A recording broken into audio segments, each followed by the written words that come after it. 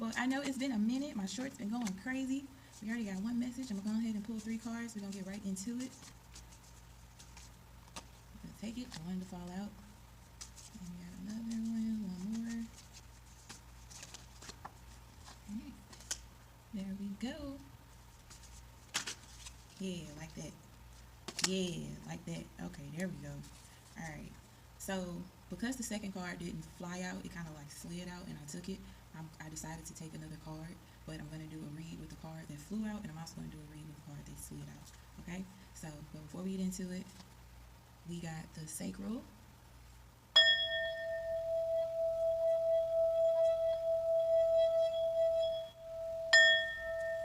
the solar plexus,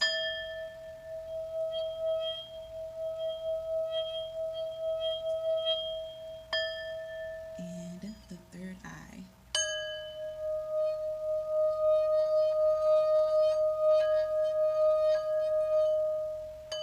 Alright, that one was loud.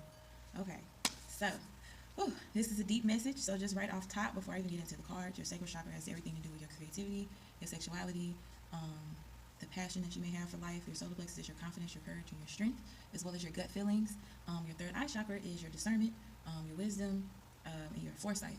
So with all those combined, it feels like there is some type of truth that you may be seeing through your third eye in regards to your relationships, because it's also sacral chakra.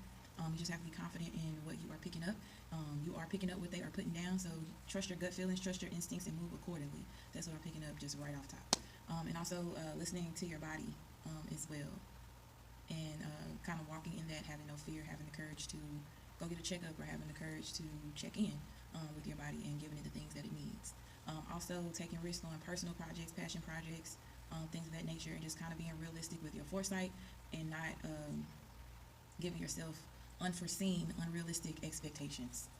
Alright, so we're going to get into what the cards say. The first one is sexuality. Sacral chakra, I honor and respect my sexuality, and I allow the natural flow of my feelings. I acknowledge that my sexual thoughts and feelings will arise, and I release unnecessary guilt regarding sex.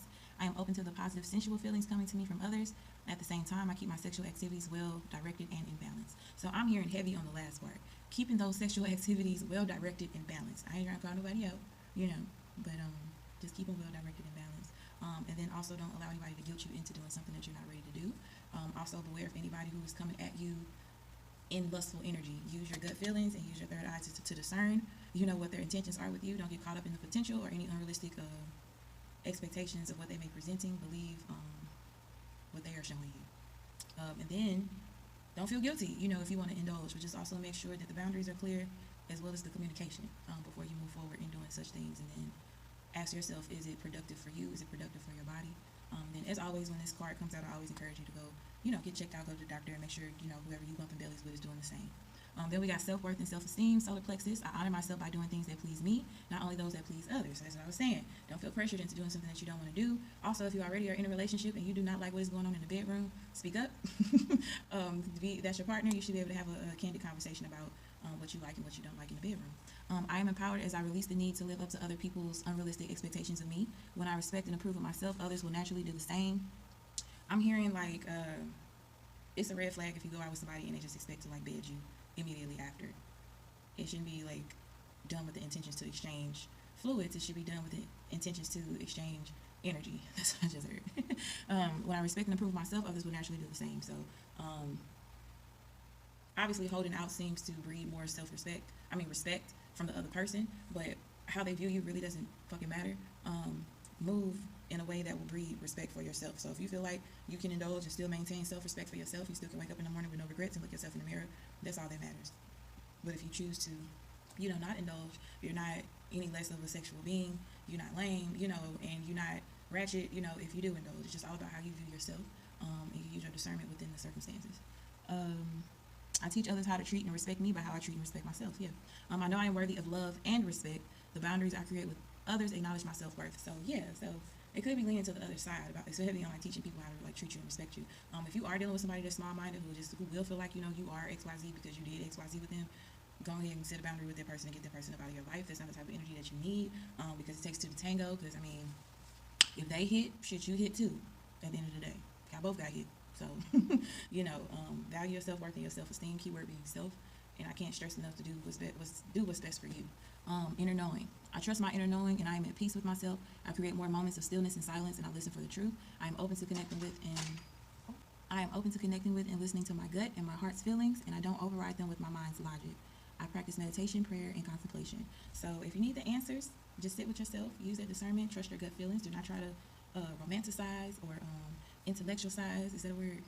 Your feelings, compartmentalize your feelings, feel them as they are, and move accordingly. If somebody may be coming towards you in lustful energy, and you got to do what you got to do to keep them up out of it. And so the card that had fell out earlier was base chakra, building a strong foundation. I create stability and security by adequately providing myself with the basic needs of a healthy life, such as shelter, food, water, and clothing. So you could be dealing with a hobosexual, so somebody that's using their private parts in their body for a place to stay, for a means of survival, or you could be doing that. Check yourself. You got more self-worth and self-esteem than to be selling yourself out for things that you can provide yourself with. I use my creativity to build a strong foundation, as it's an essential key to my survival and growth. Sex is really used to produce. Another word for produce is create. So you may need to channel that sexual energy into creating things that can help you sustain the lifestyle that you desire, as well as your basic needs. The more inner and outer stability I have, the more grounded and fulfilling my life will become. I respect myself and take care of my physical body by nurturing it and nourishing it. My body tells me what it needs, and you do not need no more D. I do not need no more V. Okay? Go ahead and put your body on ice and re-regulate, reset, and reassess what you are putting into it. This could also be with foods, but because the sexuality card is out here, we know it's not food. So be wary of oral fixations when you have anxiety and things of that nature. I'm trying to keep it as clean as possible. But yeah, you are capable of building your own foundation. You are strong enough. You are worthy enough.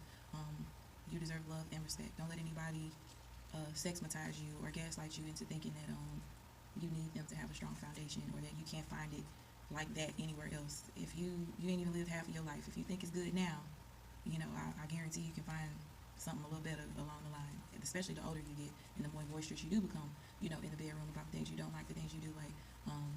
It only gets better, until you find that person that you just like, yeah, you Goldilocks in it, you don't really want to settle for anything. But it's crazy I brought up Goldilocks, because Goldilocks low-key was a freeloader. She broke into some people's homes and she tried everything in the house, and she didn't leave. So going back to the hobosexual energy. So yeah, there's like a commercial out now where like the Three Bears is like calling an insurance company or something. No, it's like a home rental commercial. I forgot what it is, but they like calling them. They're like, she won't leave. Like, we're trying to help her find an apartment, and I think it's like Perfect Match or something like that. I don't know, but that's what I'm picking up. Somebody that you're in a relationship is possibly a freeloader, and you making an excuse about the sex being so good. There's somebody else's too. That's why you can't leave, or the lack of sex thereof. You could be afraid to give your body to somebody else, and this person could be gaslighting you about that, and scaring you, and like about what could possibly happen if you step outside of them, and but like no, like life is to be lived. You can go outside and slip on a rock. Some things are inevitable, but make sure you're wrapping it up, use protection, and don't have no babies that you're not ready for. But Michael Jackson said, if you can't feed the baby, then don't have the baby. All right, so that's the message for you guys. Let me end it with the root chakra, because I don't think I did that one.